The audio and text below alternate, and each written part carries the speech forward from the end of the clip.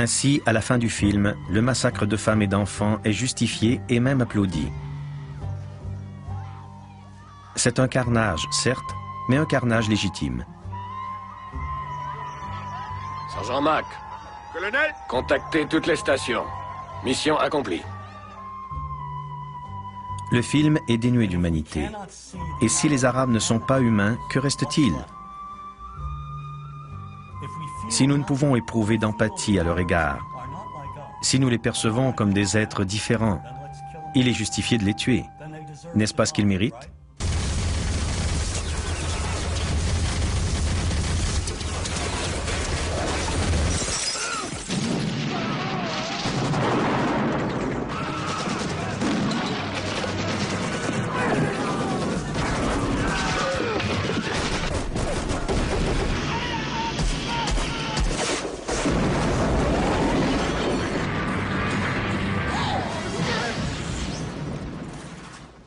Et que pensent de nous les Arabes qui voient ces films? Car ils se louent 25 cents américains en Égypte. Quel effet produit sur ces gens des images où l'on voit des Américains tuer des Arabes? Cela rapproche-t-il les deux peuples? Ce genre de film contribue-t-il à créer un climat de paix ou à creuser davantage le fossé qui nous sépare?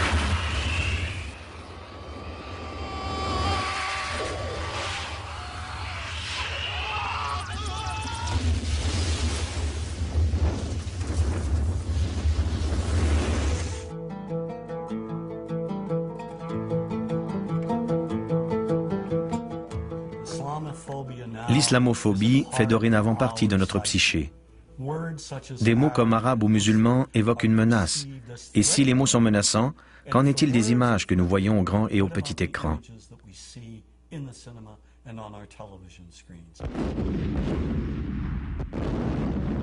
Nous sommes en guerre contre l'Irak depuis mars 2003.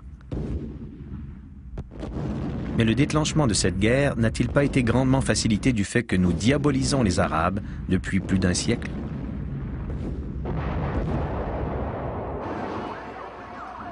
Sans compter les tragiques événements du 11 septembre, où 19 terroristes arabo-musulmans ont causé la mort de près de 3000 personnes. Mais au lieu de reconnaître que c'est le fait d'extrémistes marginaux, nous préférons croire que ces actes traduisent les intentions de 1,3 million de personnes. C'est très préoccupant. Pourtant, nous n'avons jamais considéré les membres du Ku Klux Klan comme des représentants de l'ensemble des chrétiens. Pensons au drame d'Oklahoma City. Timothy McVeigh était un bon catholique irlandais. Quelqu'un a-t-il jamais affirmé que tous les catholiques irlandais étaient des terroristes? Personne n'a soufflé mot des croyances religieuses de McVeigh, ni de ses origines ethniques. Ces faits n'avaient aucune importance.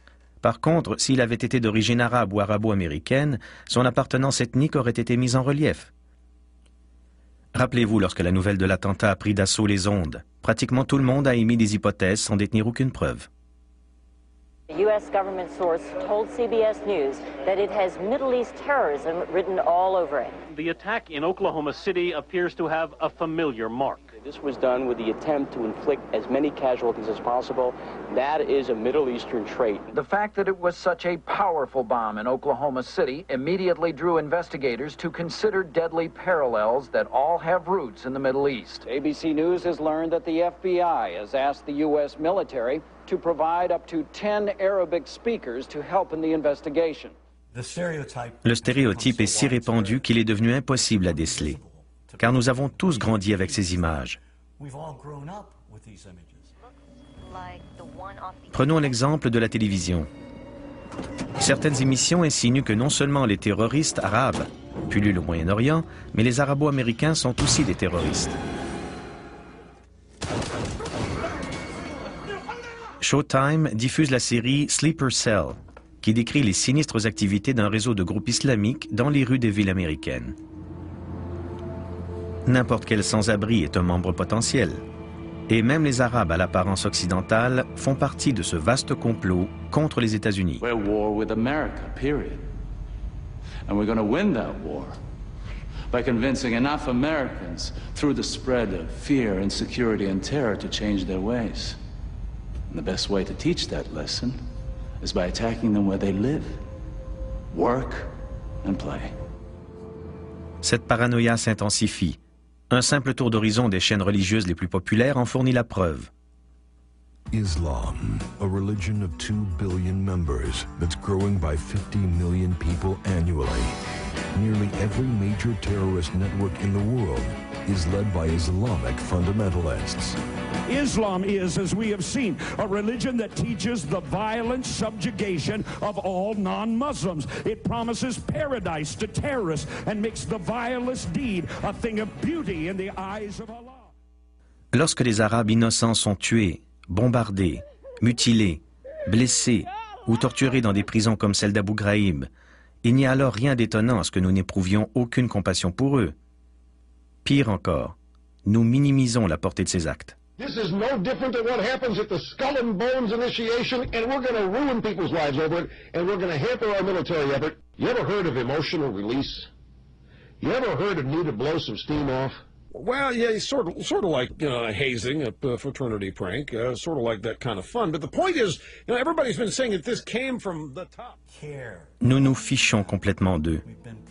Nous avons été conditionnés à croire que ces civils innocents sont des clones d'Al-Qaïda et de Saddam Hussein, tous à mettre dans le même sac, et qu'ils ne méritent donc pas notre sympathie. C'est très inquiétant.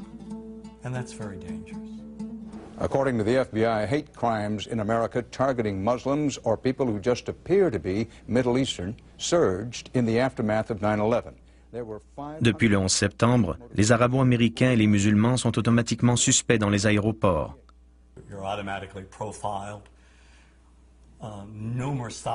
Des milliers de musulmans américains ont été arrêtés et détenus sans aucun procès. De nombreuses personnes, principalement des immigrants, ont perdu leur emploi. This college student who asked not to be identified says a recent meeting with police left him feeling like a criminal.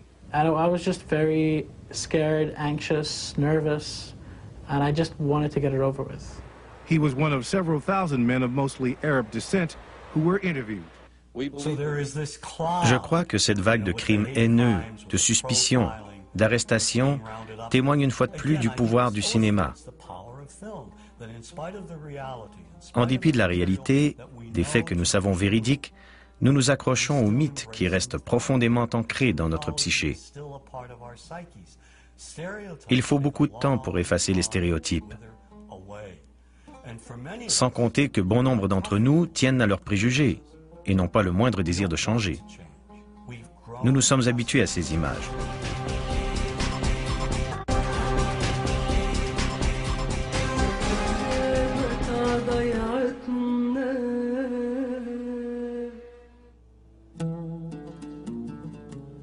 Qu'est-ce que les Arabes évoquent pour nous? Quelles images nous viennent en tête? Voyons-nous ces gens tels qu'ils sont, c'est-à-dire très semblables à nous malgré une réelle différence culturelle et géographique? Et quelle image avons-nous des femmes arabes? Des femmes qui rient, s'amusent et adorent leurs enfants. Des femmes qui travaillent à la maison, mais aussi à l'extérieur. Beaucoup de gens seraient étonnés d'apprendre que dans de nombreux pays arabes, les femmes sont majoritaires sur les campus. Et quelle est l'image médiatique des hommes arabes? Celle de pères aimants qui subviennent aux besoins de leur famille? Et les jeunes arabes sont-ils semblables dans notre esprit à n'importe quel autre adolescent dans le monde? Voyons-nous l'islam comme une religion intégriste qui cherche à dominer toutes les autres? Nous oublions que si la foi joue un rôle important dans la vie des Arabes, tout comme dans celle des Américains, une grande partie du monde arabe est laïque. De même, nous associons rarement les Arabes au christianisme.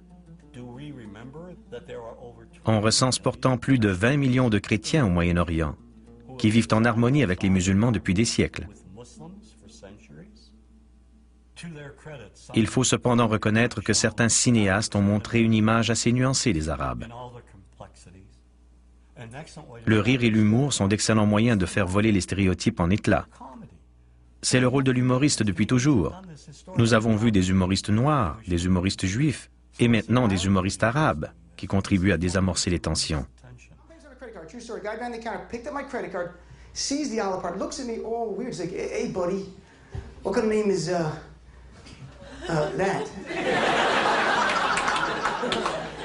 I'm like, well, sir, it's an Arabic name. He goes, yeah, what does this mean? So I'm like, well, translate it to English. It means peaceful, friendly Arab. But he's not happy. He goes, yeah, what Arab country is your family from? So I tried the most peaceful, popular one that he would like. So I'm like, we're from the same Arab country that Aladdin is from.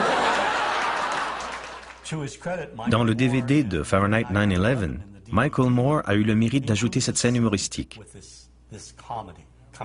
My name really is Ahmed, and I can't fly anywhere. All you white people have it easy. You guys get to the airport like an hour, 2 hours before your flight. Takes me a month and a half. Security's gotten so bad now I just show up to the airport in a G-string. I'm like, how you guys doing?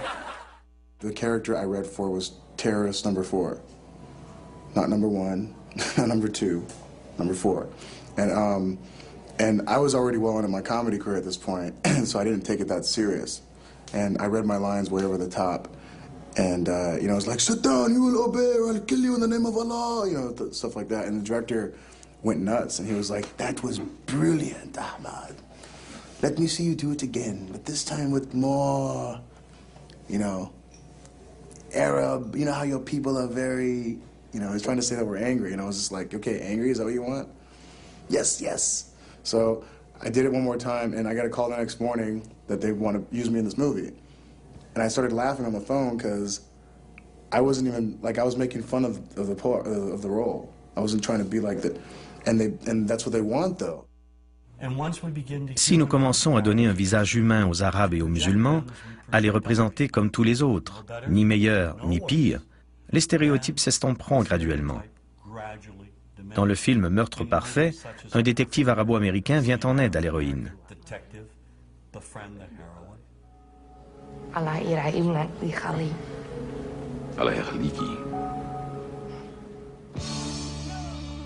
J'ai agi comme consultant pour le film Les Rois du désert. L'action se déroule pendant la guerre du Golfe en 1991. Le film est remarquable pour son portrait nuancé du peuple irakien et met l'accent sur des Irakiens honnêtes que Saddam Hussein tente d'éliminer. Alors t'es un copain? Et ta petite fille? Elle est courageuse, ça va aller, je crois. Ok, je suis content, mais dis-moi, on peut vous aider? Ce film est empreint de respect mutuel et montre aussi des Irakiens loyaux à Saddam Hussein. Il ne s'agit pas d'un film bonbon, mais d'un film réaliste. À mon avis, il est exceptionnel. Le Royaume des cieux, un film sur les croisades, a remporté un énorme succès à l'étranger, mais pas aux États-Unis. Dans une scène, à la fin du film, après que Saladin a pris Jérusalem et que la paix règne entre les musulmans et les chrétiens, il entre dans une église, aperçoit une icône sur le sol, la prend délicatement dans ses mains et la pose sur l'autel.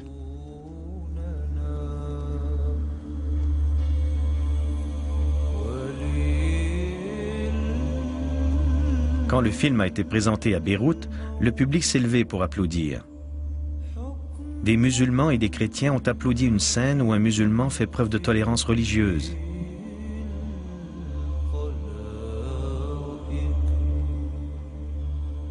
Les Arabes ont envie de voir des films américains qui les dépeignent de manière respectueuse, honnête et juste.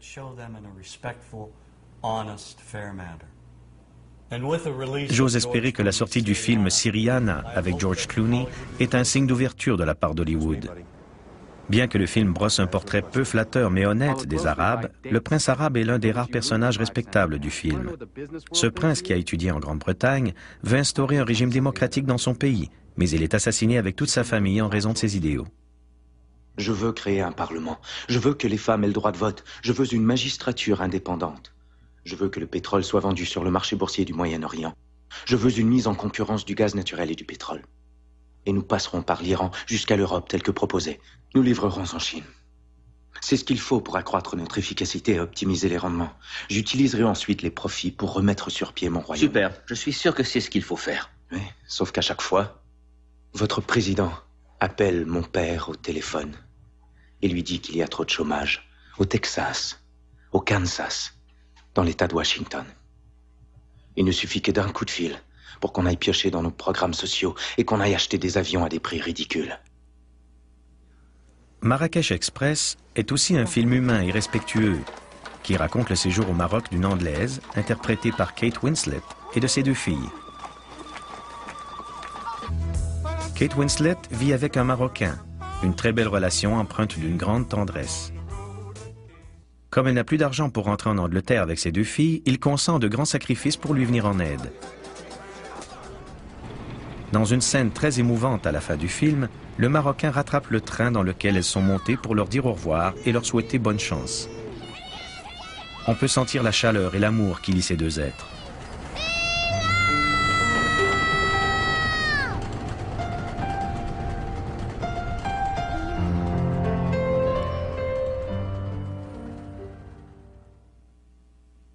Mais aucun film n'est plus humain qu'aux portes du paradis, écrit et réalisé par Hani Abou-Hassan. 2 amis palestiniens sont désignés pour perpétrer un attentat suicide à Tel Aviv. Au début, ils acceptent solennellement leur mission, mais sont interceptés à la frontière israélienne et séparés de leur escorte. Une jeune femme découvre leur plan et les amène à les remettre en question. شو سبكم؟ ليش بتعملوا هيك؟ ما عادش في خيار تاني. إذا ما نقدرش نتكافئ بالحياة نتكافئ بالموت. إذا عندك القدرة على إنه تموت وتقتل من شان التكافؤ، ليش بتدوش على إمكانية بالحياة عشان تعيش بالتكافؤ كمان؟ كيف؟ منظمة حقوق الإنسان تبعتك؟ هاي واحدة من الإمكانيات. عقائل هيك ما بنعطي الإسرائيلي عذر إنهم يضلوا يقتلوا فينا. والله العظيم إنك عنياتك. مش حرية بدون كفاح. لازم حدا يضحي بحاله، طول ما في ظلم واحتلال في تضحية. هذا مش تضحية، هذا انتقام. هيك بتقتل وبتصير زيهم. وببدل في الفرق بين الضحية والقتل. الفرق إنه بطل في عنا خيارات تانية. Ces 3 jeunes Palestiniens sont différents les uns des autres. Ce ne sont pas des terroristes fous, ni des combattants de la liberté. Ce sont des êtres humains, avec leurs fautes, leurs succès, leurs idéaux et leurs souffrances. سعيد رد علي. كان ليش انت هون؟ ليش جيت؟ عشان اكون معاك. تعال نرجع سوا مع حق. مش حننتصر بهي الطريقة. احنا نعمل اللي علينا. ليش تهد؟ الباقي على الله. بس ربنا قال لك فكر قبل ما تعمل. رايحين نموت ناس معانا، مش راح تغير ولا إشي. مش موت راح اغير. تكملة النضال هي راح تغير. انا ما عنديش خيار تاني على التكملة. إذا ما تغيرش إشي. رد إذا ما تغيرش إشي. Je suis optimiste face à l'avenir et je crois au pouvoir des jeunes cinéastes. Les stéréotypes finiront par disparaître car de jeunes hommes et femmes qui font leur début au cinéma se rendront compte de la grave injustice commise et tenteront de rétablir l'équilibre. Ce n'est qu'une question de temps. Nous avons abandonné bon nombre de nos préjugés à l'égard des Noirs, des Autochtones, des Juifs et des autres groupes.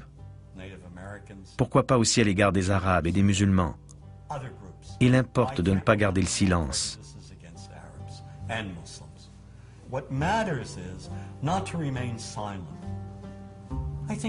Qu'on soit cinéaste ou non, il faut dénoncer la diabolisation systématique de n'importe quel groupe.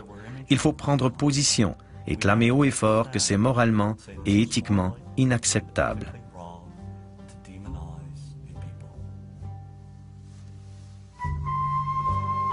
Voilà, c'était Zone Doc. Il nous reste à vous dire au revoir, à la prochaine.